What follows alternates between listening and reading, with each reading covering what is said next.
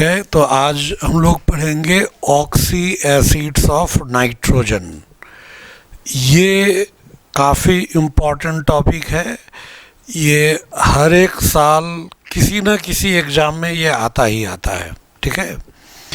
तो oxy acids of nitrogen, nitrogen के 3 oxy acid है।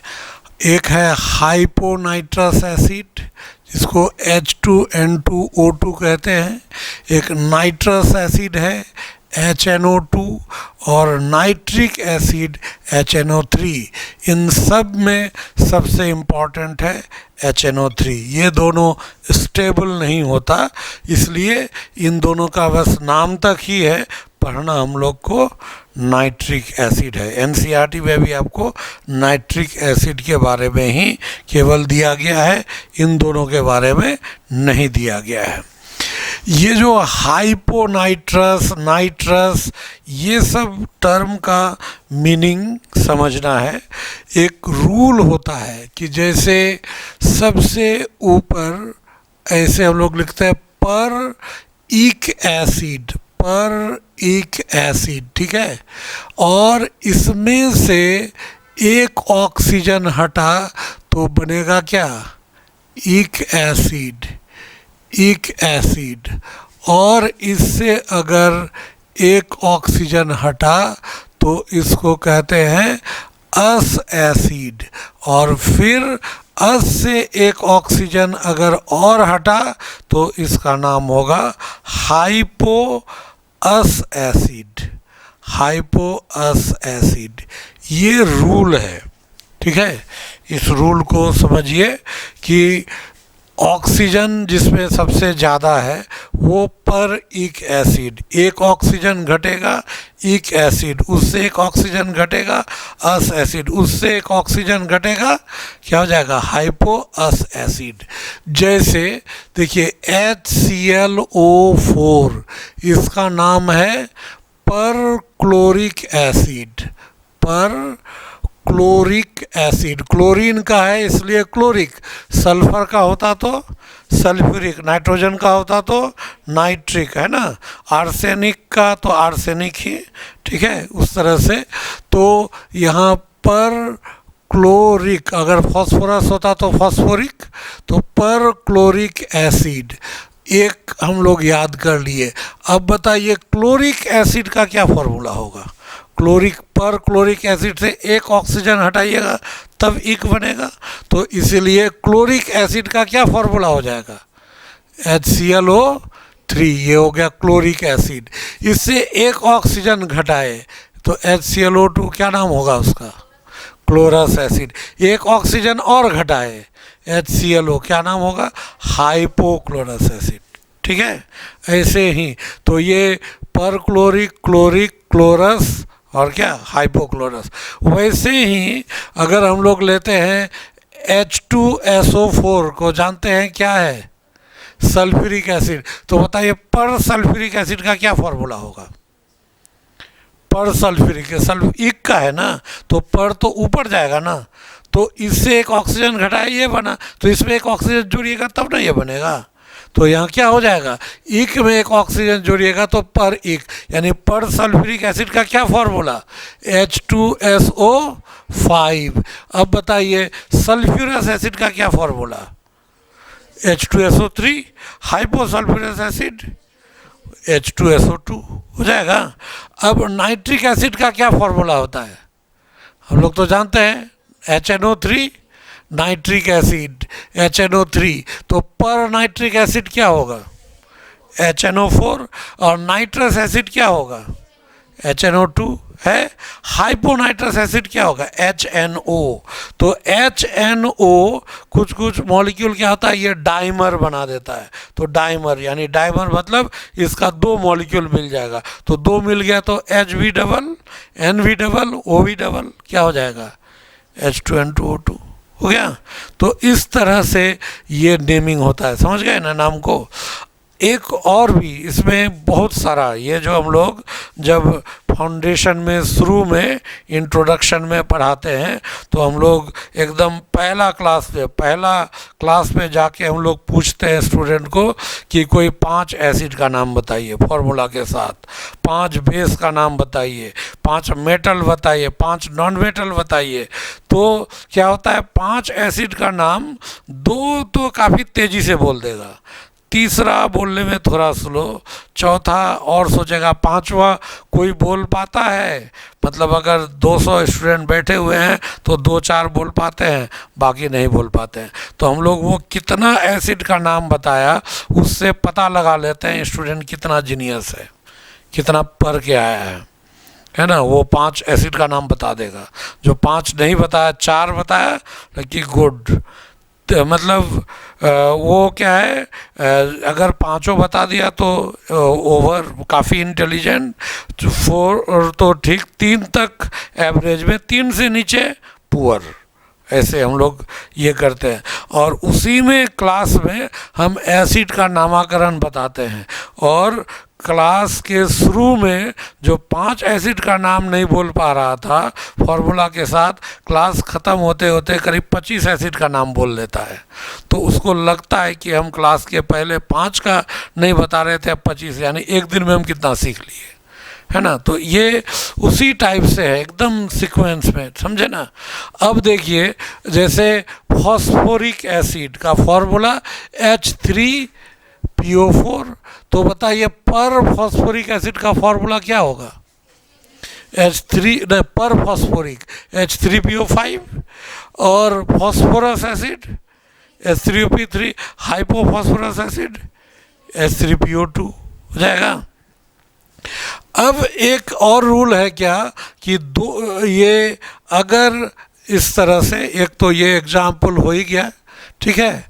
अब एक है क्या कि 1 मॉलिक्यूल, एक मॉलिक्यूल आप लीजिए, 1 मॉलिक्यूल ऑफ ईक एसिड का एक मॉलिक्यूल लीजिए, और इससे क्या कीजिए, आप एक H2O निकाल दीजिए। एक H2 अगर निकाल दीजिएगा तो इसका होगा मेटाइक एसिड। क्या हो जाएगा, मेटाइक एसिड। अगर इक एसिड के एक मॉलिक्यूल से एक H2O निकालने के बाद भी अगर वो एसिड रहता है तो उसका नाम क्या होगा, मेटाइक एसिड। जैसे मान लीजिए H3PO4, इससे एक H2O निकालिए, क्या बचेगा, एक ही H बचेगा ना, PO3, ये ना होगा, तो इसका नाम क्या होगा, ये फॉस्फोरिक एसिड, तो इसका नाम मेटा फॉस्फोरिक एसिड हो जाएगा, मेटाफॉस्फोरिक एसिड, ठीक है। लेकिन मेटा सल्फ्यूरिक एसिड नहीं होगा। क्यों नहीं होगा, क्योंकि अगर H2SO4 लेंगे और इससे एक H2O निकाल देंगे तो उसमें एसिड बचेगा क्या, दोनों हाइड्रोजन तो निकल गया, तो एसिड तो हुआ नहीं, इसलिए इसका मेटा सल्फ्यूरिक एसिड नहीं होता है। तो मेटा फॉस्फोरिक एसिड या मेटाइक एसिड होने के लिए उसके इक एसिड में कम से कम 3 हाइड्रोजन होना चाहिए, 3 या उससे ज़्यादा होगा तब मेटा पॉसिबल होगा। अगर 3 से कम है तो मेटा पॉसिबल। नाइट्रिक एसिड में मेटा नाइट्रिक एसिड होगा, नाइट्रिक एसिड HNO3, एक ही हाइड्रोजन है तो इसका मेटा नहीं होगा, ठीक है। एक ये रूल हुआ। अगर हम लोग लेते हैं 2 मॉलिक्यूल्स ऑफ इक एसिड का 2 मॉलिक्यूल ले लीजिए और इससे एक H2O निकालिए, तब जो बनेगा उसका नाम होगा पायरोइक एसिड। क्या नाम होगा, पायरोइक एसिड। अब 2 मॉलिक्यूल ले लीजिए, H2SO4 का 2 मॉलिक्यूल, क्या होगा, H2SO4 का 2 मॉलिक्यूल क्या हो गया, हाइड्रोजन डबल कर दीजिए 4, सल्फर कितना 2, ऑक्सीजन कितना 8, और इससे अब एक H2O निकाल दीजिए, क्या बचा, H2 बचा, S2 और O7, क्या नाम होगा, पायरोसल्फ्यूरिक एसिड, है ना, 2 मॉलिक्यूल इक एसिड से एक वाटर मॉलिक्यूल निकाल लीजिए, जो बचेगा उसका नाम होगा पायरोइक एसिड। अब समझ में आया? पायरोफॉस्फोरिक एसिड का नाम लिख सकते हैं, फॉर्मूला लिख सकते हैं, पायरोफॉस्फोरिक एसिड। तो फॉस्फोरिक एसिड ये, इसका 2 मोल, क्या डबल कीजिए, हाइड्रोजन 6, फॉस्फोरस 2, ऑक्सीजन 8। अब एक H2O निकाल दीजिए, क्या होगा? H4P2O7। ये किसका नाम, ये इसका नाम क्या होगा? Pyrophosphoric acid. ठीक है, तो ये नोमेनक्लेचर हुआ एसिड का, ये सब याद रहेगा। तो ये सब बेसिक बातें हैं, ये आपको याद रखना चाहिए। ठीक है, तो और भी, अभी ये तो हम नाइट्रोजन का एक एसिड बता रहे हैं, ऑक्सी एसिड बता रहे हैं, फिर फॉस्फोरस का ऑक्सी एसिड इसी चैप्टर में पढ़ना है। तो वहाँ जब बताएंगे तो वहाँ पर और भी स्ट्रक्चर, फॉस्फोरस का कितना है, नाइट्रोजन का तो कम ही है, फॉस्फोरस का ऑक्सी एसिड बहुत सारा है। तो उन सब का जब स्ट्रक्चर लिखेंगे और नाम फिर बताएंगे हम। इसको तो ऐसे समझ लिए, इसको कोई दिक्कत नहीं है। ठीक है,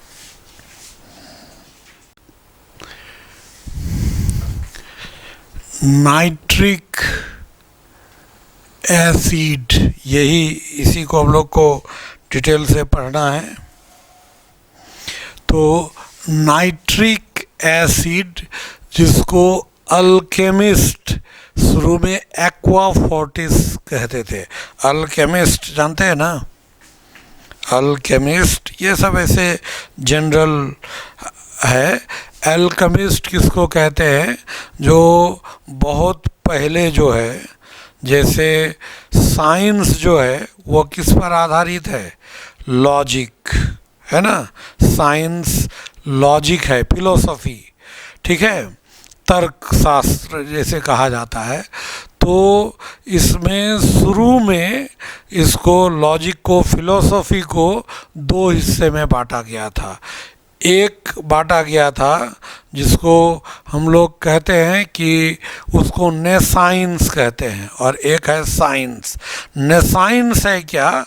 वो जनरल कहना है, कोई लॉजिक नहीं, उसका कोई मेजरमेंट नहीं, है ना, कोई आधार नहीं, कोई प्रमाण नहीं, ऐसे लोग बोल दिया, है ना, वो कहानी के तौर पर चला आया, उसको कहते हैं ने साइंस। और साइंस क्या होता है? जिसका एक प्रॉपर रीजन है ना, उसका मेजरमेंट है, उसको माप सकते हैं, है ना, उसका उससे रिलेटेड मैथमेटिक्स है, डाटा है, मेजरमेंट है, प्रॉपर रीजन है ना, लॉजिक है, उसको कहते हैं साइंस। जैसे उदाहरण के तौर पर जो अर्थक्वेक जो होता है, भूकंप, है ना, भूकंप में सुनिएगा गांव में जो कहेंगे भूकंप क्यों आता है, तो वो जो है एक सांप है, नाग है, उसके फन के ऊपर जो है वो पृथ्वी है, और वो एक तरह से रहते रहते वो जब ये होता है, जैसे आप भी एक तरह से बैठे नहीं रह सकते हैं, पीछे थोड़ा हिलेंगे तो थोड़ा सा जो हिलता है तो उस समय अर्थक्वेक होता है। ठीक है, इसका कोई प्रूफ है? कोई प्रूफ नहीं है, एकदम इलॉजिकल, कि कोई लॉजिक नहीं, ऐसे दे दिया, ये कहलाता है ने साइंस, है ना। और साइंस में क्या है कि नीचे रॉक्स है, वहाँ लावा है ना, वहाँ वाटर ऊपर से अंदर जाता है, अंदर गर्मी से वेपर बनता है, वहाँ बहुत ज़्यादा एनर्जी प्रोड्यूस हो जाता है, वो रॉक्स उसके वजह से वो निकलना चाहते हैं तो रॉक्स टकराता है, वो हिलता है, और कहीं से फट के वो निकलता है वो। और उसका मेजरमेंट है, रिक्टर स्केल होता है, जिसमें अर्थक्वेक को मापा जाता है ना, कहीं ईपी सेंटर है तो उसका ये लॉजिक है, तो वो हुआ साइंस। और जिसका कोई लॉजिक नहीं वो ने साइंस कहलाता है। तो उसी तरह से केमिस्ट्री में भी है, तो शुरू में जो वो साइंस थे, ने साइंस के लिए जो लोग ऐसा एक्सप्लेनेशन देते थे वो ने साइंटिस्ट कहलाए, और जो साइंस के आधार पर दिए एक्सप्लेनेशन उसको साइंटिस्ट कहा गया। तो उसी में शुरू में जो था केमिस्ट्री से रिलेटेड वो नए साइंटिस्ट वो लोग कहलाते हैं क्या, अल्केमिस्ट। ठीक है, अल्केमिस्ट। तो वही अल्केमिस्ट जो शुरू के केमिस्ट्री के ज्ञाता लोग जो ऐसे एक वैदिक या जनरल आधार पर वो कुछ भी दे दिया, कोई भी बात बता दिया, तो वो कहलाता है, वो नए साइंस के अंतर्गत आता है। तो और उसका उसी में अल्केमिस्ट, तो अल्केमिस्ट जो पुराने समय में नाइट्रिक एसिड को एक्वा फोर्टिस कहा गया था। ठीक है, एक्वा फोर्टिस। ये अब इसका प्रिपरेशन, नाइट्रिक एसिड को हम लोग प्रिपेयर कैसे करते हैं, तो नाइट्रिक एसिड का लैब मेथड, लैब में कैसे प्रिपेयर करेंगे, तो एक रिटॉर्ट होता है कांच का, रिटॉर्ट इस टाइप का होगा, ऐसे रिटॉर्ट होता है और इस तरह से ऐसे ये निकला हुआ रहेगा, ऐसे होता है। ठीक है, रिटॉर्ट कांच का। ठीक है, इस रिटॉर्ट के अंदर और यहीं पर इसमें ऐसे बना हुआ रहता है कि इस जगह, और यहाँ कॉर्क से बंद कर दिया जाता है। तो यहाँ पर हम लोग इस कांच का, ये कांच का ही होता है, इस रिटॉर्ट के अंदर हम लोग क्या ले लिए, ये पोटासियम नाइट्रेट या सोडियम नाइट्रेट, और उसमें ले लिया गया कॉन्सनट्रेटेड H2SO4, ये ले लिया गया। और लेने के बाद इसको यहाँ से क्या करते हैं, ये हीट करते हैं। टेम्परेचर जनरली 200 डिग्री सेल्सियस तक रखा जाता है, यहाँ हीट करेंगे। हीट करने पर इन दोनों को एक साथ, ये हीट का सिंबल है, हीट किए तो KHSO4 बना और नाइट्रिक एसिड बना, तो नाइट्रिक एसिड का वेपर बनेगा। ठीक है, यहाँ वेपर बना और वो वेपर यहाँ आ जाएगा। इस जगह क्या होता है, एक ऐसे ये एक राउंडेड बॉटम फ्लास्क होता है, इस तरह से ये फ्लास्क ऐसे यहाँ रहेगा, और ये फ्लास्क में यहाँ पर क्या हो जाएगा, इस फ्लास्क में यहाँ पर नाइट्रिक एसिड का वेपर यहाँ पर क्या किया जाएगा, ये आएगा। और यहाँ पर से क्या होता है, ये ऊपर से ये नल होता है, ये इस तरह से नल रहेगा, और नल से बिल्कुल ठंडा पानी, एकदम बर्फ़ की तरह ठंडा पानी इस पे ऐसे गिराया जाता है। तो ये ठंडा हो जाएगा और नीचे इस टाइप से बना हुआ रहेगा ऐसे, और ये यहाँ पर चला जाएगा सिंक में, बेसिन नीचे पाइप से कहीं जहाँ इस पानी को, तो ये पानी ठंडा पानी ऊपर से गिरते हुए नीचे आएगा, यहाँ से उसको सिंक में चला जाएगा। तो यहाँ जो ठंडा हो जाएगा तो नाइट्रिक एसिड का वेपर यहाँ क्या कंडेंस होकर के क्या बना देगा, लिक्विड बना देगा। ये नाइट्रिक एसिड यहाँ जमा हो जाता है। ठीक है, यहाँ लेकिन बहुत ज़्यादा हीट नहीं करेंगे, बहुत ज़्यादा हीट करेंगे एक्चुअली होता है क्या, H2SO4 का बॉइलिंग पॉइंट ज़्यादा होता है, HNO3 का बॉइलिंग पॉइंट कम, इसलिए हीट करेंगे तो ये दोनों बॉयल नहीं होगा, लेकिन ये वेपर बनकर निकल जाएगा। लेकिन अगर बहुत ज़्यादा हीट कीजिएगा तो ये भी तो वेपर बनकर निकल जाएगा, है ना, ये तो नहीं निकलेगा क्योंकि ये सॉल्ट है तो इसका बहुत ज़्यादा है बॉइलिंग पॉइंट, लेकिन ये तो निकल सकता है वेपर बनकर। इसलिए टेम्परेचर 200 से ज़्यादा जनरली नहीं ले जाया जाता। ठीक है, 200 से ज़्यादा ले जाने पर एक और प्रॉब्लम होता है कि ये जो बना इस अनरिएक्टेड ये KNO3 से रिएक्शन कर लेता है। तो हम लोग टेम्परेचर को नॉर्मली इस तरह से मेंटेन रखते हैं यहाँ पर, और इस जगह होगा क्या, हम लोग ये तो इस और लैब में टेम्परेचर 700-800 डिग्री सेल्सियस ले जाना भी डिफ़िकल्ट काम है।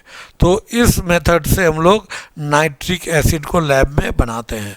तो लेबोरेटरी में बाय हीटिंग KNO3 और NaNO3 विथ H2SO4। तो H2SO4 के जगह अब क्वेश्चन पूछेगा HCl क्यों नहीं लेंगे, HCl भी ले सकते थे, तब क्या बनता KCl बनता और HNO3 बनता, तो HCl क्यों नहीं ले सकते हैं? तो इसका कारण क्या बता रहा है, क्या बताया जाता है कि HCl का जो बॉइलिंग पॉइंट है HNO3 से कम है। तो यहाँ क्या होगा, HCl होगा तो हीट करेंगे, HNO3 का जब वेपर बनेगा तो उसके पहले तो HCl का ही बन जाएगा। तो यहाँ हम लोग को क्या मिलेगा, HNO3 के साथ HCl का भी वेपर मिल जाएगा, तो वो दूषित हो जाएगा ना, दोनों का वेपर मिल जाएगा तो प्योर HNO3 तो मिलेगा नहीं, ये तो सॉलिड है, ये तो इधर ही रह गया और इधर केवल HNO3 आया। लेकिन HCl लेते तो उधर HNO3 और HCl का मिक्सचर मिलता, इसलिए हम लोग HCl नहीं ले सकते। है समझ में? अब कमर्शियल मेथड क्या है?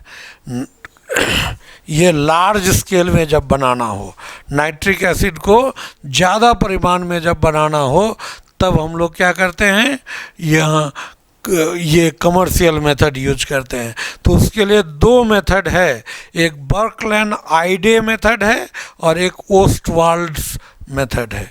ओस्टवाल्ड मेथड में क्या है, अमोनिया में भी ये चीज़ हम बताए थे कि अमोनिया को ऑक्सीजन के साथ अगर बर्न करेंगे नॉर्मली बिना कैटलिस्ट के तो नाइट्रोजन गैस देगा, लेकिन अगर प्लेटिनम या रोडियम कैटलिस्ट के साथ 500 केल्विन पर और 9 एटमॉस्फेरिक प्रेशर पे रिएक्शन कराएंगे तो पहले अमोनिया ऑक्सीडाइज होकर क्या बनेगा, NO, जिसको नाइट्रिक ऑक्साइड कहते हैं।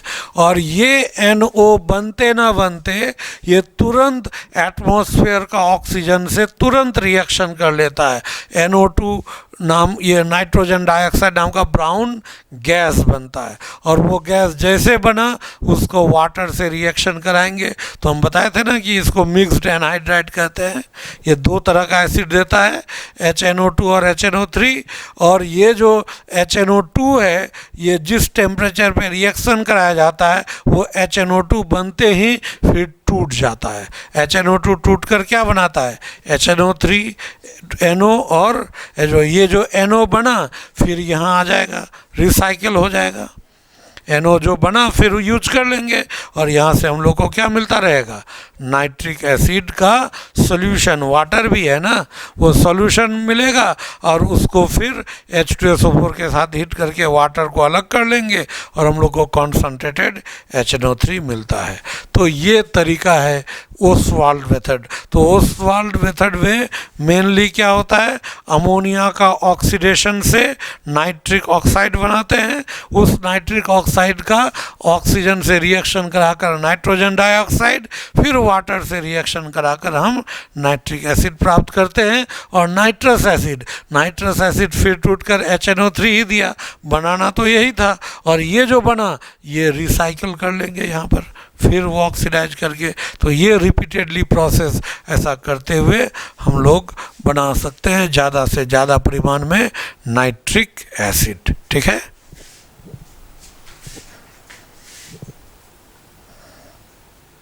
तो दूसरा कमर्शियल मेथड है बर्कलैंड एंड आइडेज मेथड।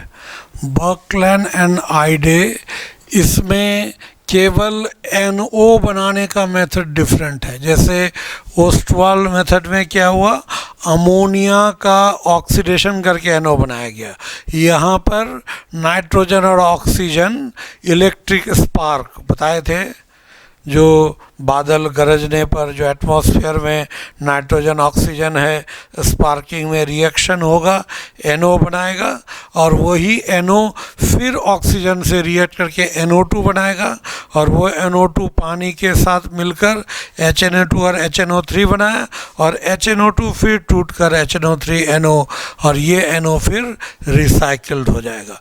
यहाँ से जो मेथड है ओस्टवाल्ड मेथड में भी यही था, केवल ये डिफरेंट है कि यहाँ पर बर्कलैंड आइडे में नाइट्रोजन और ऑक्सीजन एक कंटेनर में चेंबर में ले लेंगे, दो वायर को ऐसे उसके अंदर सटाएंगे, चिंगारी निकलेगा, उस जगह पे नाइट्रोजन ऑक्सीजन रिएक्ट करके NO बनाएगा और फिर NO2 और जिसको वाटर से रिएक्ट करके HNO3 हम लोग बना सकते हैं।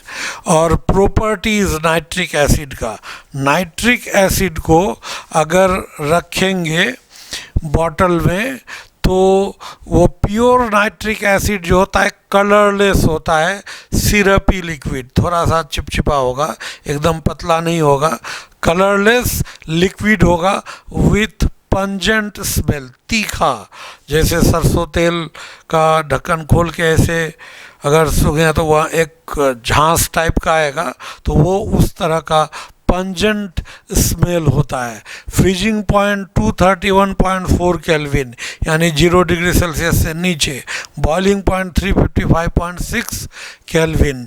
स्पेसिफिक ग्रेविटी जो लैब में जो HNO3 का सैंपल होता है उसका स्पेसिफिक ग्रेविटी यानी डेंसिटी ये है। केमिकल प्रॉपर्टीज़, ये धीरे धीरे इसको अगर हम लोग HNO3 को रखते हैं किसी भी बॉटल में तो प्योर रहेगा तो कलरलेस लिक्विड होगा, लेकिन अगर बोतल में ऐसे छोड़ दीजिए तो धीरे धीरे वो डिकम्पोज होकर NO2 बनाता है, और ये NO2 जब HNO3 में मिलता है तो हल्का पीला कलर का हो जाता है। ठीक है, हल्का पीला कलर, वो आप उसका कलर यूँ कहिए, ड्यू देखे हैं, ड्यू जो सॉफ्ट ड्रिंक्स होता है, माउंटेन ड्यू, तो उसका कलर हल्का पीला टाइप का होता है ना, तो उसी टाइप के कलर का होता है HNO3 का सैंपल। तो क्वेश्चन पूछा जाता है कि HNO3 का सैंपल हल्का पीला क्यों होता है, तो because of dissolution of NO2 gas in it, उसमें NO2 गैस घुला हुआ रहता है, उस वजह से वो हल्का पीला होता है। ऐसे अगर प्योर लीजिएगा तो उसका कोई कलर नहीं होगा, वो कलरलेस लिक्विड होगा। ठीक है,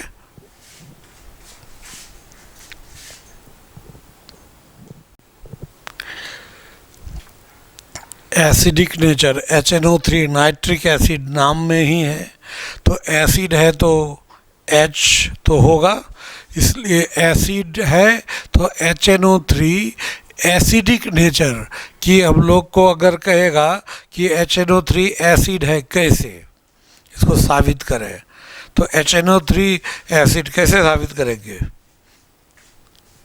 HNO3 सबसे पहला तो हम लोग साबित करेंगे कि HNO3 को अगर हम लोग पानी में घुलाएं, जो सॉल्यूशन तैयार होगा वो ब्लू लिटमस पेपर को क्या करेगा, रेड करेगा। ये जानते हैं ना, ब्लू लिटमस पेपर को रेड करता है एसिड। हम लोग ऐसे याद रखते थे इसको, है ना, 8 क्लास में हम लोग जो पढ़ते थे तो उस समय हम लोग को एक मल्लिक सर थे, वो हम लोग को ये सब मार मार के रटवाए हैं, है ना, बहुत एकदम एक डंडा से, एक यहाँ एक यहाँ एक यहाँ, जो पूछे नहीं बता पाए, एक डंडा यहाँ एक यहाँ एक यहाँ।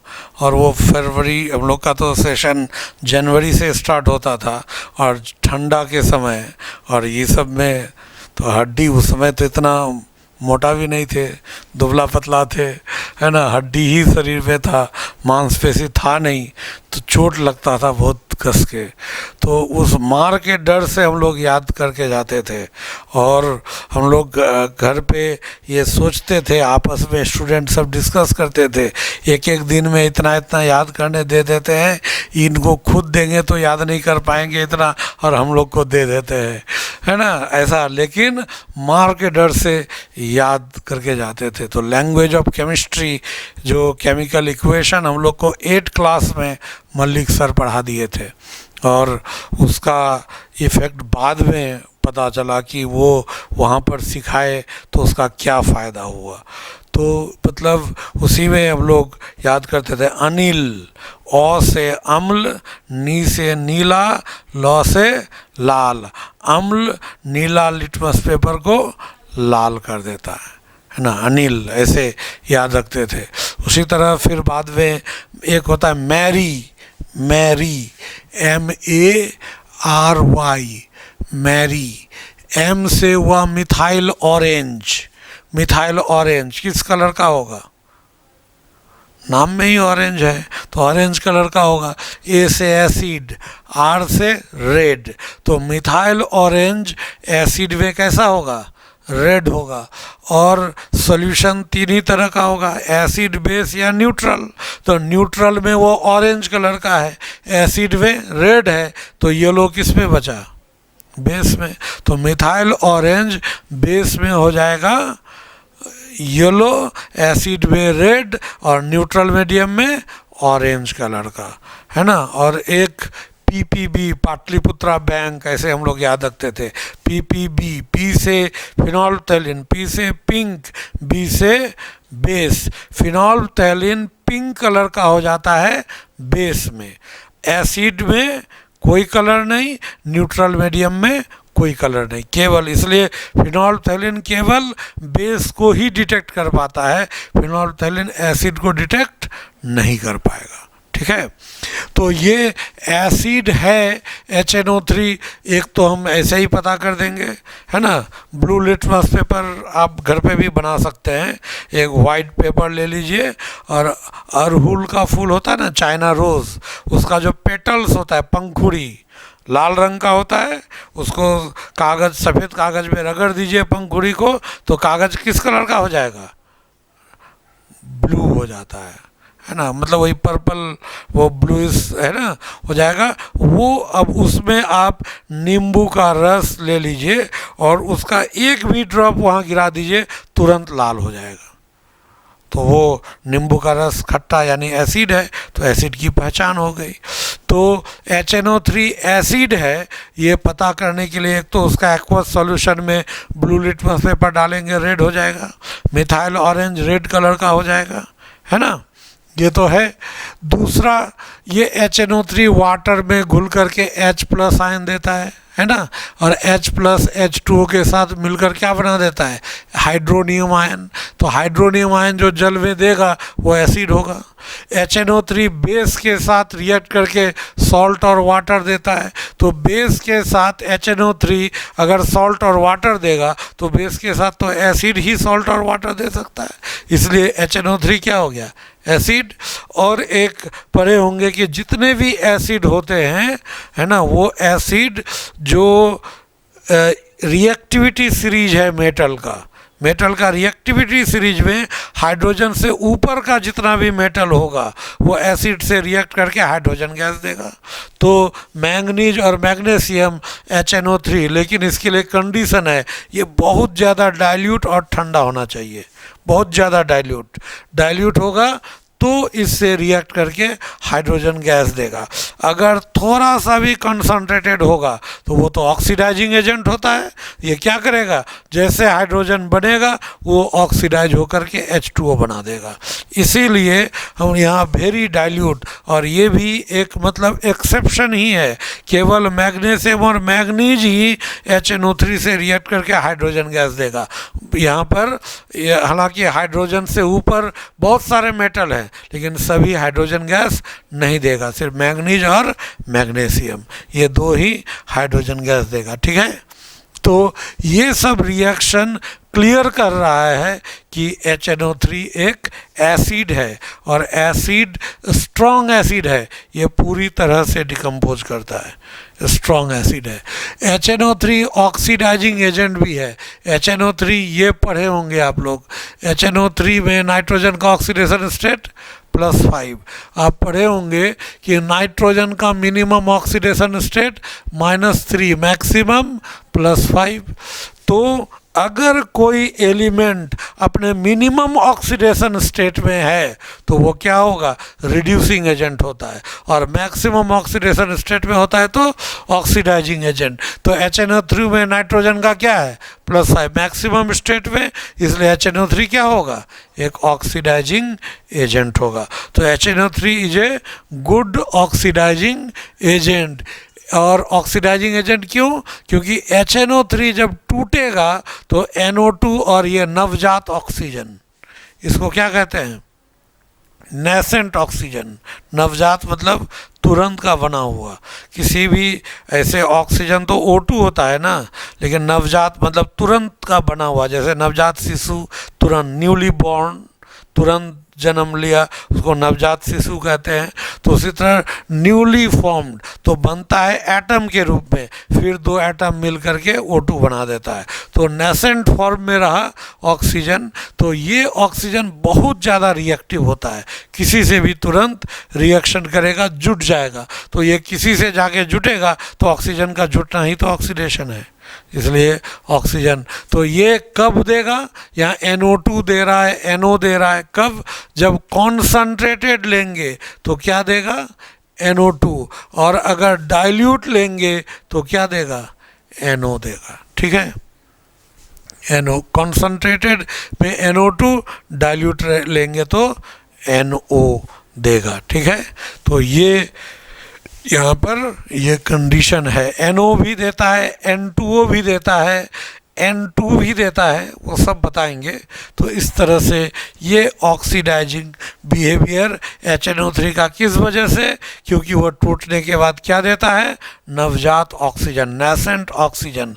That nascent oxygen is highly reactive, it can oxidise metal, non metal and other substances also.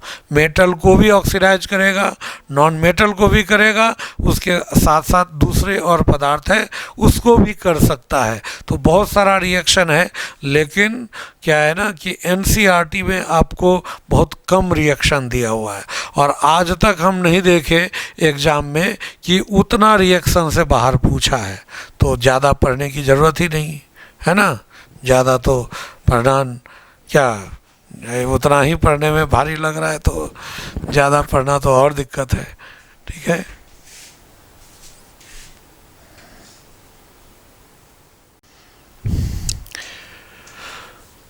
Oxidation of non metals. देखिए हम साइड में इक्वेशन लिख दिए हैं, ये बस ऐसे ही मेन आपको ये याद रखना है कि HNO3 कार्बन को किस पे ऑक्सीडाइज करता है? देखिए CO2 ऑक्सीजन जुटा ना, तो ऑक्सीडेशन। Si को किस पे जोड़ता है? SiO2 फॉस्फोरस को, H3PO4 I2 को, HiO3 सल्फर को, H2SO4। मतलब कार्बन और सिलिकॉन को केवल ऑक्साइड में, उसके अलावा बाकी जितना भी है उसके ऑक्सी एसिड में। आर्सेनिक को भी आर्सेनिक के एसिड में कन्वर्ट करता है। अगर आर्सेनिक यहाँ होता AS तो ये बनाता है H3AsO4। ठीक है, ऐसे बनाएगा। तो आपको मेन ये याद रखना है, इस इक्वेशन को याद रखने की ज़रूरत नहीं है। यहाँ देखिए हर जगह NO2 बना है ना, NO2, लेकिन एक ही जगह NO। बताइए क्यों? हमने बताया था ना, डाइल्यूट होगा तो NO बनेगा। तो यहाँ HNO3 के साथ वाटर मिला है तो ये डाइल्यूट हो गया, तो डाइल्यूट है तो क्या हो जाएगा? NO, लेकिन NO2 भी बना है ना, यहाँ दोनों बन रहा है। तो फॉस्फोरस के साथ जब रिएक्शन करता है तो वहाँ पर NO और NO2।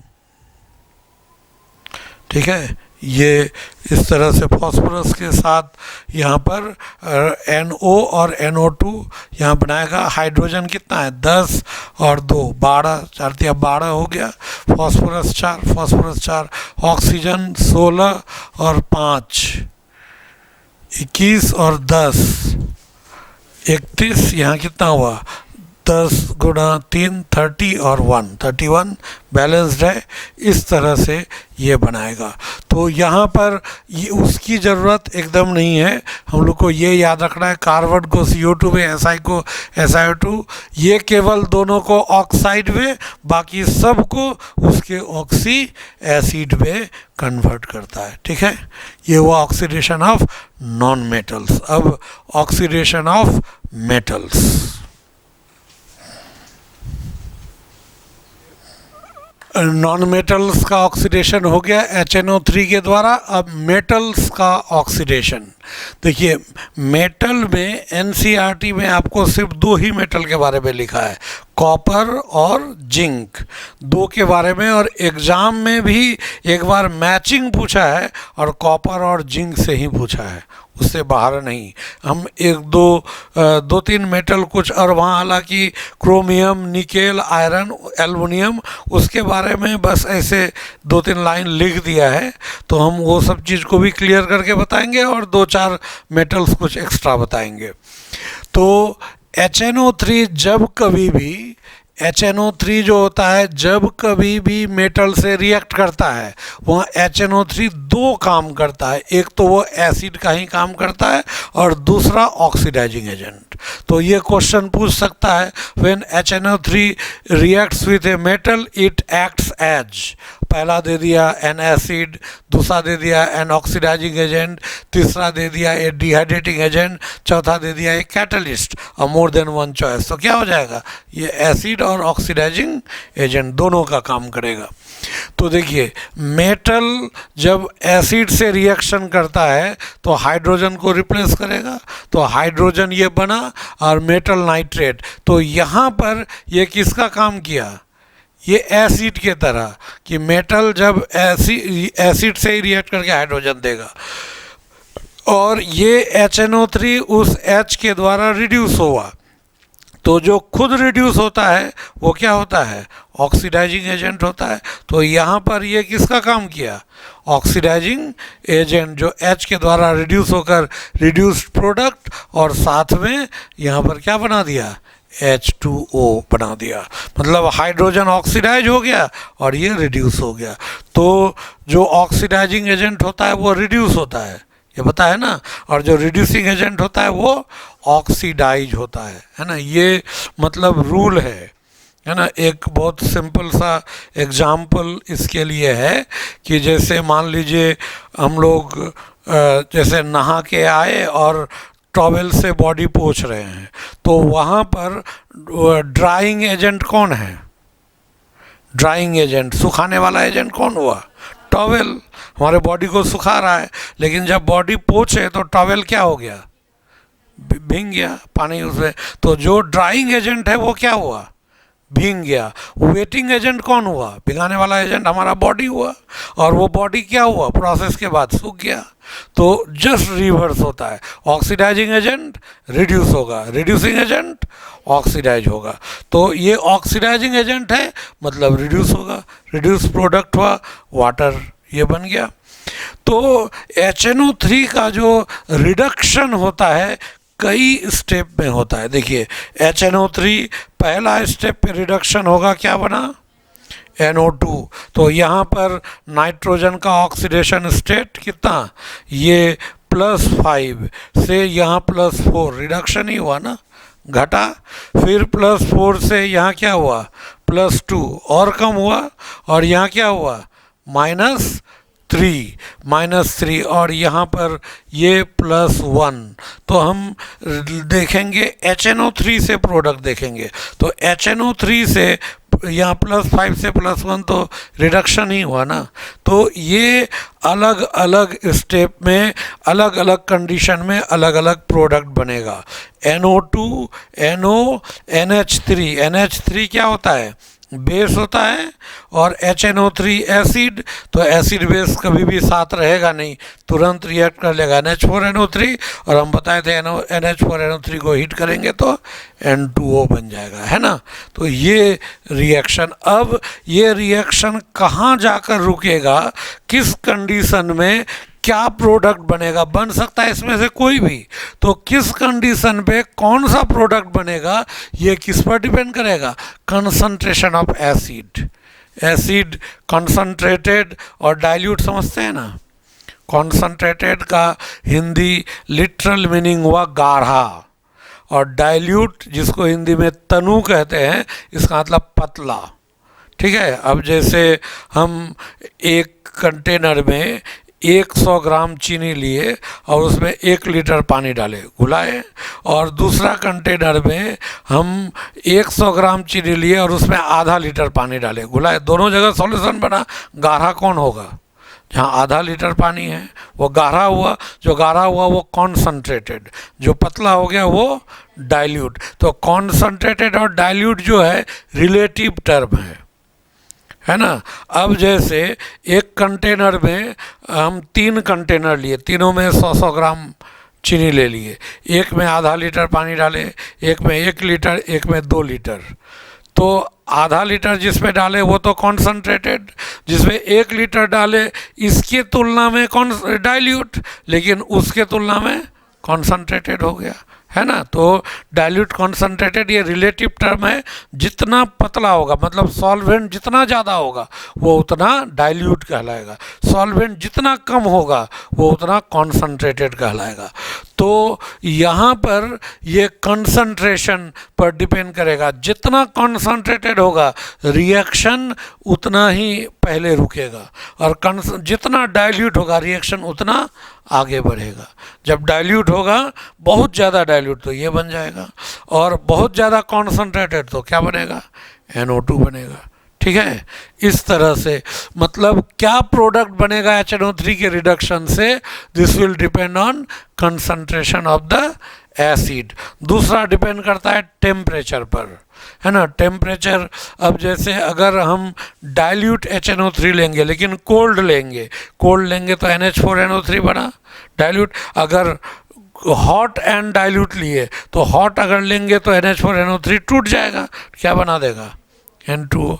तो इसलिए टेम्परेचर पर डिपेंड करेगा, टेम्परेचर ज़्यादा है या कम। और तीसरा position of metal in ECS। ECS का मतलब होता है electrochemical series. Electrochemical series, electrochemical series किसको कहते हैं जानते हैं ना? नहीं, ये जानते हैं, इसी को इलेक्ट्रोकेमिकल सीरीज कहते हैं, ये नहीं जानते होंगे, लेकिन सीरीज पता होगा ज़रूर। मेटल का जो रिएक्टिविटी सीरीज होता है ना, रिएक्टिविटी सीरीज वो मेटलर्जी में भी हम लिखा है, जैसे lithium, potassium, barium, strontium, calcium, ये sodium, magnesium, aluminium, manganese, zinc, chromium, iron, cadmium, cobalt, nickel, उसके बाद टीन, है ना,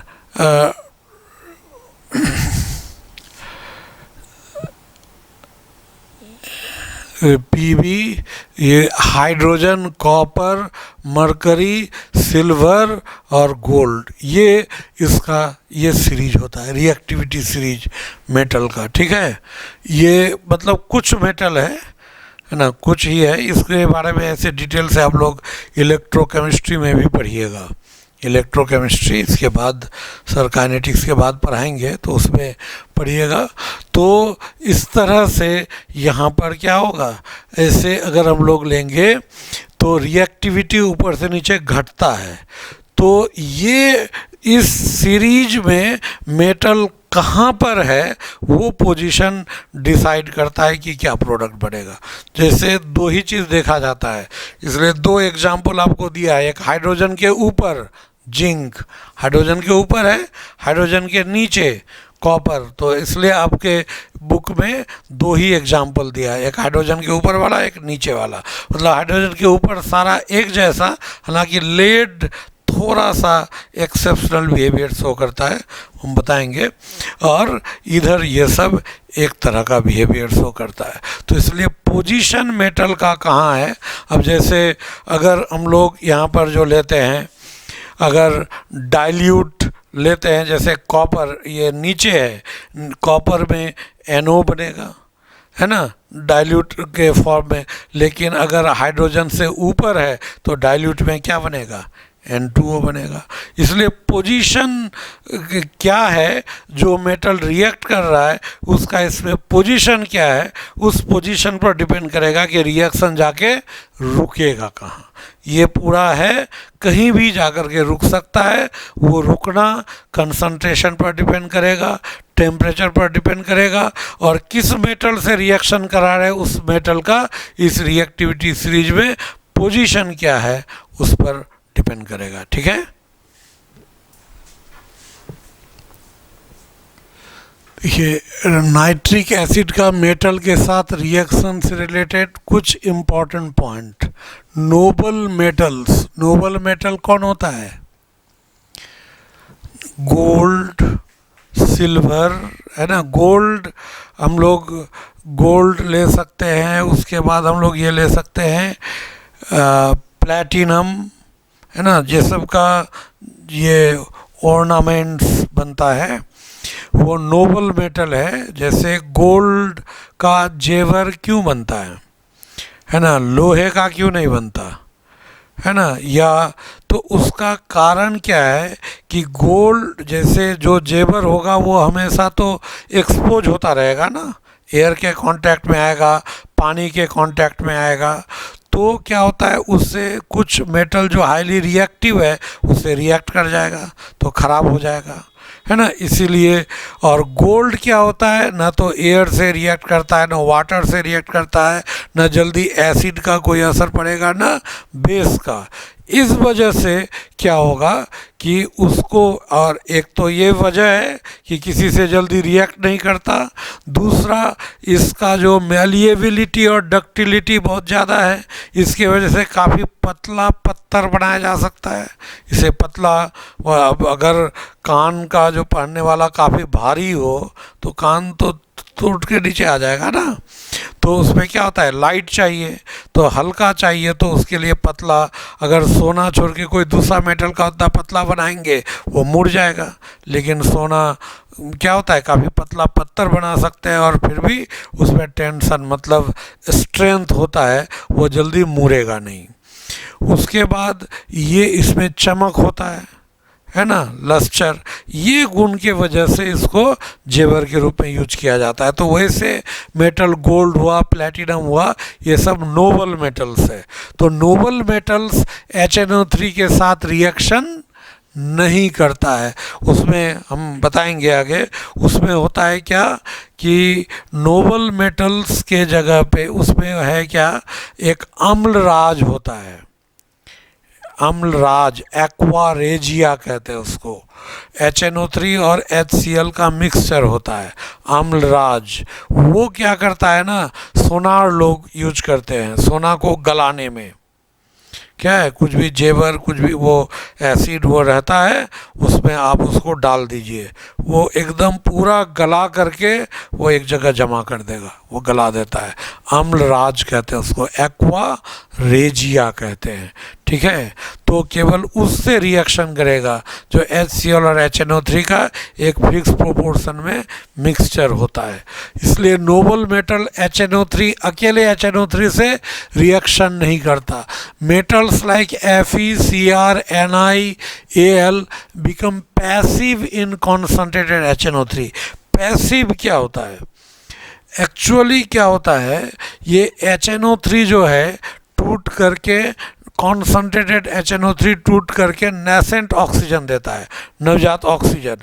और ये ऑक्सीजन इससे रिएक्ट करके क्या करता है, इसके ऊपर ऑक्साइड का एक लेयर बना देता है। और ऑक्साइड का जो लेयर बन गया, इसके बाद क्या होगा, अब वो फर्दर एसिड के कांटेक्ट में आया ही नहीं, तो वो मेटल अब एसिड से रिएक्शन नहीं करेगा, वो पैसिव हो जाएगा, ठीक है।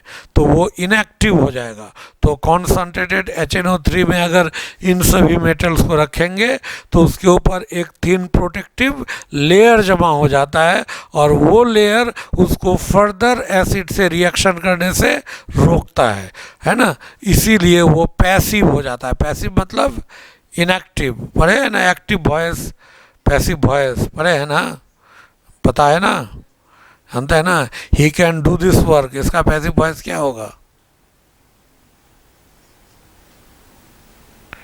He can do this work, can be done by him, this work can be done by him. मतलब तो वो पैसिव हुआ, इसको हिंदी में कहते हैं क्या, सकर्मक और अकर्मक, है ना।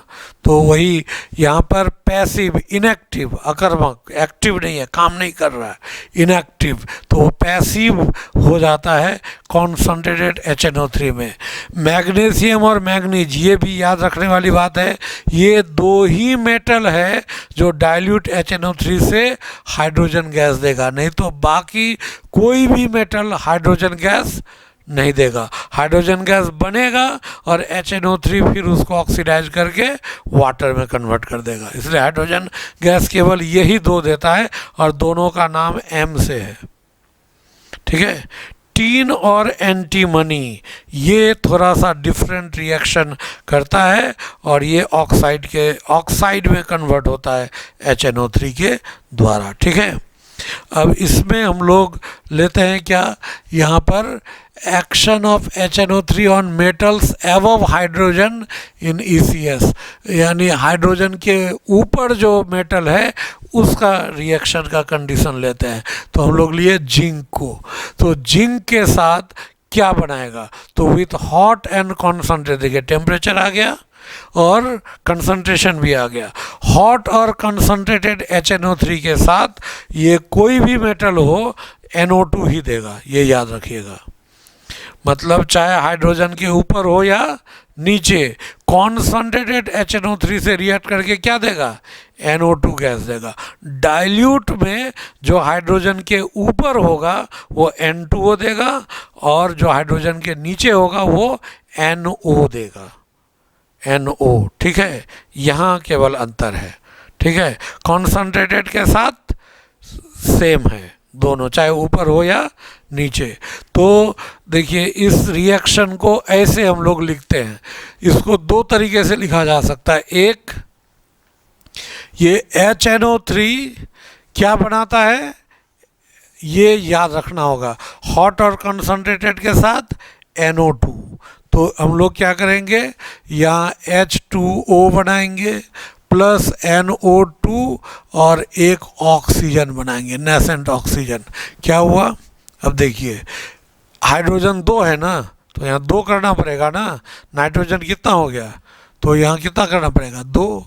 ऑक्सीजन 6, यहाँ एक और यहाँ दो, चार हो गया, 4 1 5 1 6 हो गया। ये ऑक्सीजन जिंक के साथ रिएक्ट कर जाएगा, क्या बना देगा, ZnO बनेगा ना। जिंक ऑक्साइड क्या है, बेस, और HNO3 क्या है, एसिड। तो एसिड बेस एक ही जगह रहेगा, वो तुरंत रिएक्शन करेगा।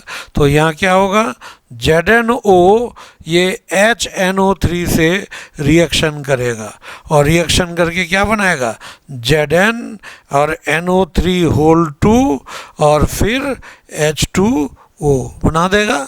अब इसको जोड़ दीजिए आप, इसको जोड़िए, क्या होगा, ये ऑक्सीजन कट गया, ये ZnO कट गया, तो बचा क्या, Zn और प्लस क्या, 2 और 2 4, 4 HNO3 और इधर क्या हुआ, यहाँ ZnNO3 होल 2 और फिर क्या हो जाएगा, H2O तो 2 हो गया ना, तो 2H2O और फिर क्या हो गया, 2NO2 बन गया। तो ये इस तरह से आपको मेन रिएक्शन ये है, और ये भी पूरा रिएक्शन नहीं, हमको बस याद रखना है कि कॉन्संट्रेटेड होगा तो क्या बनाएगा, NO2, ये वाला याद रखना है केवल, क्योंकि इस जगह से NO2 बना लीजिए और बाकी तो ऑक्सीजन जितना होगा वो ZnO फिर HNO3 से रिएक्शन करके ये बनाएगा। ठीक है, तो एक तो ये तरीका ऐसे ले सकते हैं, या एक दूसरा, ये तो नोट कर लिए थे ना, तो दूसरा हम लोग क्या करते हैं, इसका एक दूसरा तरीका भी है इस रिएक्शन को लिखने का। अब जैसे समझिए दोनों में से, लेकिन दोनों का रिजल्ट सेम आएगा। एक हम लोग ऐसा मान लेते हैं कि मान लीजिए जिंक है और ये HNO3 से रिएक्शन किया इसका 2 मोल से, तो क्या बनाएगा, ZnNO3 होल 2 ये बनाएगा, और 2 हाइड्रोजन, तो ये 2 हाइड्रोजन, नेसेंट हाइड्रोजन बन गया। ठीक है, नेसेंट हाइड्रोजन। और HNO3 रिएक्शन करता है तो क्या बनाता है, वो HNO3 कॉन्सनट्रेटेड है तो NO2 ना बनाएगा, NO2 बनेगा, NO2 और नेसेंट ऑक्सीजन। देखिए यहाँ 2 हाइड्रोजन, यहाँ 2 कीजिए तो यहाँ हो जाएगा, इस जगह 2 करना पड़ेगा। अब ये जो 2 हाइड्रोजन बना, ये ऑक्सीजन, ये क्या करेगा, 2 हाइड्रोजन और ऑक्सीजन रिएक्ट करके क्या बना देगा, H2O। अब इसको जोड़ दीजिए, देखिए क्या होगा, ये और ये कट गया, ये ऑक्सीजन कट गया। अब देखिए क्या हुआ, Zn प्लस 2 HNO3 और 2 HNO3 कितना, 4 HNO3 होगा, और इधर क्या बना, ZnNO3 होल 2, और फिर क्या हो गया, 2 H2O हो जाएगा, और क्या हो जाएगा, 2 NO2 हो जाएगा। क्या बना, देखिए वही रिएक्शन आ गया। सो आप ऐसे भी सोच सकते हैं कि पहले मेटल से रिएक्ट किया और यहाँ एसिड का काम किया और हाइड्रोजन दिया, और यहाँ ऑक्सीडाइजिंग एजेंट का काम किया, ऑक्सीजन दिया, वो हाइड्रोजन ऑक्सीजन मिलके वाटर बना दिया। ठीक है, इसको लिख लीजिए। विद डाइल्यूट कॉन्सनट्रेटेड HNO3 के साथ हो गया, डाइल्यूट HNO3 से क्या बनाएगा, N2O, जो हाइड्रोजन से ऊपर होगा वो N2O बनाएगा, और हाइड्रोजन से जो नीचे होगा वो NO बनाएगा। ठीक है, लेकिन इसका एक्सेप्शन लेड है। लेड ये जो है डाइल्यूट अगर होगा तो लेड में NO बनता है, और लेड ये कॉन्सनट्रेटेड HNO3 तो फिर NO2 ही बनाया। ठीक है, ये NO2 ही बनाएगा, यहाँ भी 2 होगा, 2 NO2 इस तरह से। ठीक है, ये मतलब कॉन्सनट्रेटेड के साथ चाहे नीचे हो या ऊपर, हाइड्रोजन से नीचे या ऊपर, वो हमेशा NO2 बनाएगा। लेकिन वो अगर डाइल्यूट है तो हाइड्रोजन से ऊपर N2O, हाइड्रोजन से नीचे NO। ठीक है, तो अब देखिए HNO3 क्या बनाएगा डाइल्यूट के साथ N2O, तो यहाँ N2 2 नाइट्रोजन है तो 2 करना पड़ेगा, हाइड्रोजन ये H2O बना, और जो प्रोडक्ट है N2O ये याद रखना है N2O। तो देखिए 2 hydrogen 2 hydrogen, 2 nitrogen 2 nitrogen, oxygen 6, यहाँ 1 हो गया, ये कितना हो गया 2, तो बाकी कितना ऑक्सीजन बचा 4। ये चारों ऑक्सीजन, एक ऑक्सीजन एक जिंक से रिएक्ट करता है तो 4 जिंक से 4 ऑक्सीजन, तो 4 ZNO, और एक ZNO से 2 HNO3 रिएक्ट करता है तो 4 है तो 8 हो जाएगा। तो इसीलिए 8 HNO3 से ये 4 ZnNO3 होल 2 और 4 H2O, इन सब को जोड़ेंगे, ये कटेगा, ये कट जाएगा, है ना। तो इस तरह से क्या बना, 4 Zn प्लस 8 और 2 कितना होगा 10 HNO3, तो 4 ZnNO3 होल 2, फिर H2O 1 और 4 कितना हो गया 5, और ये N2O अलग हो गया। ठीक है, तो यही अब केस ऑफ टीन भी क्या है, हाइड्रोजन से ऊपर है, तो इसलिए डाइल्यूट होगा तो क्या बना N2O, और कॉन्सनट्रेटेड है तो क्या बना NO2।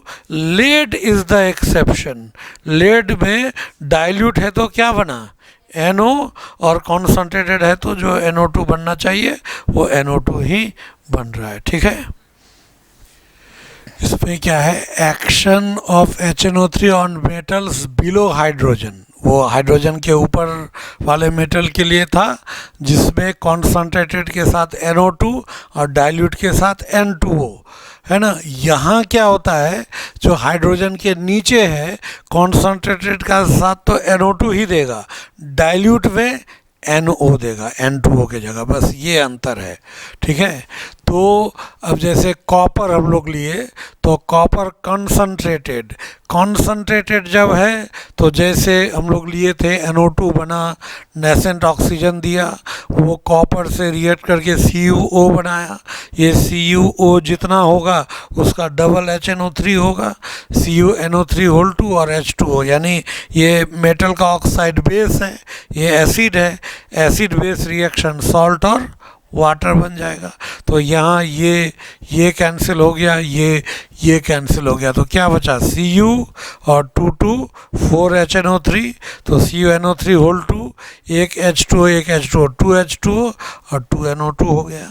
और डाइल्यूट होगा तो डाइल्यूट के साथ क्या बनेगा, NO, तो यहाँ HNO3 से H2O NO, और तो अब क्या हो जाएगा, हाइड्रोजन 2, तो 2 हाइड्रोजन हो गया, 2 नाइट्रोजन, तो यहाँ 2 करना पड़ेगा, 2 नाइट्रोजन, तो ऑक्सीजन कितना हुआ, 2 और 1 3, यहाँ तो 6 हाइड्रोजन, तो जितना बचा यहाँ हो जाएगा, तो 3 ऑक्सीजन 3 कॉपर से रिएक्ट करेगा, तो क्या बनेगा 3 CuO, और जितना CuO उसका डबल HNO3, तो रिएक्शन करके CuNO3 होल 2 और H2O। अब इसको जोड़ेंगे, ये कैंसिल, ये इधर कैंसिल, तो क्या हुआ 3Cu प्लस 8 HNO3, और इससे क्या बना 3 CuNO3 होल 2, फिर 3 और 1 4 H2O और 2 NO हो जाएगा डाइल्यूट। अब हाइड्रोजन के नीचे सिल्वर है, तो सिल्वर का भी रिएक्शन बिल्कुल ऐसा ही होगा, है ना, कोई चेंज नहीं। मरकरी का भी रिएक्शन ऐसा ही होगा। गोल्ड और प्लेटिनम तो रिएक्शन नहीं करता है, वो उसके लिए क्या होना चाहिए, एक्वा रेजिया होगा, तब रिएक्शन होगा, ऐसे उसका रिएक्शन नहीं होगा, है ना। आयरन तो हाइड्रोजन के ऊपर है, तो आयरन का रिएक्शन जिंक जैसा हो जाएगा। हाँ, लेकिन जब बहुत ज़्यादा कॉन्सनट्रेटेड HNO3 होगा तो बताए थे पैसिव हो जाएगा आयरन। तो पैसिव कौन कौन था, आयरन, क्रोमियम, निकेल और एल्युमिनियम, ये 4 मेटल है जो हाईली कॉन्सनट्रेटेड HNO3 से रिएक्शन कराएंगे तो उसके ऊपर ऑक्साइड का एक लेयर बना देगा, जिसकी वजह से वो फर्दर किसी और HNO3 से रिएक्शन नहीं करेगा। ये हो गया मेटल के साथ HNO3 का रिएक्शन, ठीक है। तो इसके अलावा HNO3 का, जैसे आपको HNO3 का और जो रिएक्शंस है HNO3 का, आपको यही 2 मेटल पर ही मेन जिंक और कॉपर के लिए याद रखना है, या हाइड्रोजन के ऊपर और हाइड्रोजन के नीचे के लिए। मैग्नीशियम और मैंगनीज 2 मेटल था जो डाइल्यूट HNO3 के साथ रिएक्ट करके हाइड्रोजन गैस देता है, बाकी और कोई मेटल हाइड्रोजन गैस नहीं देता है। तो ये हुआ HNO3 का ऑक्सीडाइजिंग प्रॉपर्टी। आपके NCERT में HNO3 के बारे में इतना दिया हुआ है। अब उसके बाद है HNO3 का टेस्ट, ठीक है, HNO3 का टेस्ट, यही लास्ट है, इसको हम बता देते हैं फिर ये ख़त्म हो जाएगा, ठीक है। ये HNO3 का टेस्ट ये आपको दिया हुआ है NCERT में, और इस पर क्वेश्चन अक्सर पूछता है। ये HNO3 का ही नहीं, नाइट्रेट का test, nitrate ion NO3 minus किसी भी कंपाउंड में होगा उसका ये टेस्ट है। इसमें क्या होता है, ये ब्राउन रिंग टेस्ट बड़ा पॉपुलर टेस्ट है, इसमें हम लोग लैब में इसको किए हुए हैं इस टेस्ट को। इसमें क्या होता है, ऐसा एक टेस्ट ट्यूब होता है, ठीक है, ऐसे टेस्ट ट्यूब तो देखे ही होंगे, है ना, लैब में। तो ये जो है इस तरह से एक टेस्ट ट्यूब है, और ये टेस्ट ट्यूब में इस तरह से हम लोग जो लेंगे, इस टेस्ट ट्यूब में हम लोग ले लेते हैं क्या, freshly prepared iron sulphate FeSO4, और उसी में नाइट्रेट सॉल्ट ये डाल देंगे। यहाँ पर मिक्सचर किसका हो गया, FeSO4 और नाइट्रेट, HNO3 हुआ या NaNO3 हुआ, ये डाल देंगे, मिलकर सॉल्यूशन तैयार करेंगे। और सॉल्यूशन तैयार करके बिल्कुल वो HNO3 जो हम लोग लेंगे, है ना, तो कॉन्सनट्रेटेड HNO3 एक ड्रॉपर ले लेते हैं, और उसमें ड्रॉपर में HNO3 या इस तरह से लेकर के यहाँ पर इस जगह सटा कर, यहाँ पर ये मान लीजिए इस तरह से ये ड्रॉपर है, और यहाँ पर HNO3, ये H2SO4 लिया गया कॉन्सनट्रेटेड, और यहाँ से इस जगह ये कॉन्सनट्रेटेड H2SO4 है, और यहाँ से दबाकर ये गिराते हैं एकदम दीवार से सटाकर, तो एकदम सावधानी पूर्वक। तो क्या होगा, ये यहाँ से सट के गिरेगा, एकदम किनारे से धीरे धीरे बहते हुए नीचे गिरेगा, और यहाँ पर जैसे गिरेगा, इस जगह जहाँ जंक्शन है, यहाँ पर चारों तरफ से अगर ऐसे टेस्ट ट्यूब को देखेंगे तो क्या होगा, बीच में नहीं आएगा, चारों तरफ से जहाँ वॉल से कांटेक्ट में है वहाँ एक रिंग बन जाएगा, है ना। रिंग किस कलर का, ब्राउन कलर का, इसीलिए इसको क्या कहते हैं, ब्राउन रिंग टेस्ट। ठीक है, तो ब्राउन रिंग टेस्ट आगे ऑर्गेनिक में भी एक जगह आता है, वो बायोमोलिक्यूल्स में पढ़ेंगे। तो यहाँ ब्राउन रिंग टेस्ट क्या हुआ कि एक टेस्ट ट्यूब में आयरन सल्फेट यानी फेरस सल्फेट और नाइट्रेट सॉल्ट का मिक्सचर ले लेंगे, उस मिक्सचर में कॉन्सनट्रेटेड HNO3 साइड में दीवार के सहारे, टेस्ट ट्यूब के वॉल के सहारे धीरे धीरे गिराया जाता है। तो जहाँ जाकर के वो जुटेगा, वो जंक्शन पे वहाँ एक गोल रिंग बन जाएगा। ठीक है, ये जो गोल रिंग बनेगा, उस रिंग को, वो ब्राउन कलर का होता है, उसको ब्राउन रिंग कहते हैं, और इस टेस्ट को ब्राउन रिंग टेस्ट। तो आपको क्वेश्चन क्या कि एक टेस्ट ट्यूब में FeSO4 है, उसके साथ कोई एक कंपाउंड है X, उसका मिक्सचर है, उसके उस टेस्ट ट्यूब के किनारे से कॉन्सनट्रेटेड H2SO4 धीरे धीरे डाला जा रहा है, तो जहाँ जंक्शन है वहाँ ब्राउन रिंग बन गया। तो बताइए X क्या होगा, ये क्वेश्चन। तो X क्या होगा, नाइट्रेट। तो जो NaNO3 KNO3 जो भी हो, नाइट्रेट सॉल्ट जो भी चॉइस में दिया है वो आंसर हो जाएगा।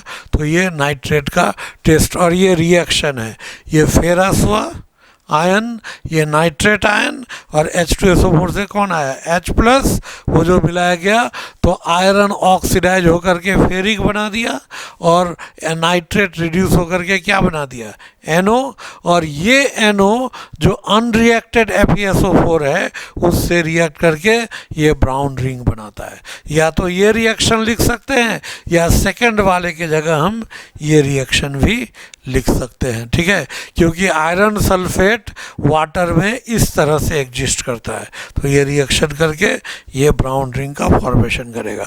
तो ब्राउन रिंग का फॉर्मूला क्या है, ये क्लियर हो गया, ये फॉर्मूला होगा। तो ये एक है ब्राउन रिंग टेस्ट, और एक दूसरा होता है ये ज़ैंथोप्रोटिक टेस्ट।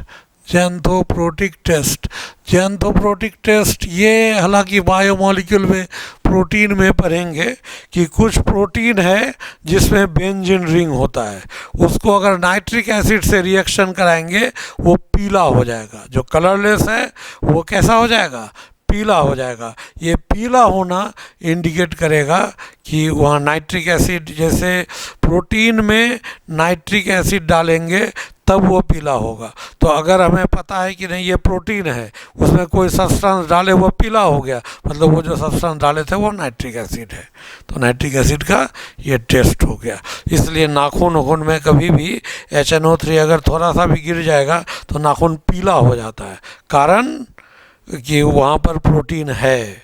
ठीक है, और वो HNO3 से रिएक्ट करके पीला हो जाता है, तो वो हुआ ज़ैंथोप्रोटिक टेस्ट।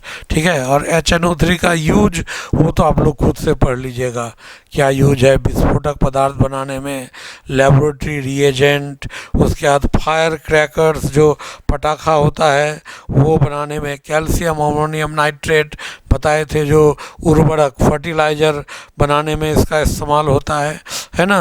उसके साथ साथ ये जो लोहा में जंग लग जाता है तो जंग को छुड़ाने के लिए देखिएगा ग्रिल, ये सब जो होता है, ग्रिल में जब जंग लगता है तो एक सीरीज कागज़ होता है, उसे रगड़ के जंग को छुड़ाया जाता है, तब एक प्राइमर, फिर उसके बाद पेंट करते हैं, है ना। तो उसी तरह टेक्नोलॉजिकली क्या होता है, लोहा में अगर जंग लगाए, बड़ा बड़ा शीत है तो 2-3 शीत के बीच में बालू रख लेगा, और बालू रख करके उसको क्या कर रगड़ता है ना, रगड़ेगा तो रगड़ने पर वो जंग हट जाएगा और फिर उसको HNO3 से धो लिया जाता है। धोएंगे तो वो जो जंग है HNO3 के साथ वॉश आउट हो जाएगा और अब जो लोहा बचेगा वो प्योर, उसमें जंग नहीं होगा। इस घटना को कहते हैं pickling of iron. Pickling of, pickle का मतलब अचार, तो पिकलिंग ऑफ आयरन का मतलब ये नहीं समझिए लोहे का अचार बनाना, है ना, वो उसको पिकलिंग कहते हैं कि आयरन के ऊपर जो रस्ट होता है उसको साफ करना, HNO3 के द्वारा उसको साफ किया जाता है। तो this is all about HNO3। ये ख़त्म हो गया। अब अगले क्लास में हम लोग पढ़ेंगे फॉस्फोरस के बारे में, ठीक है।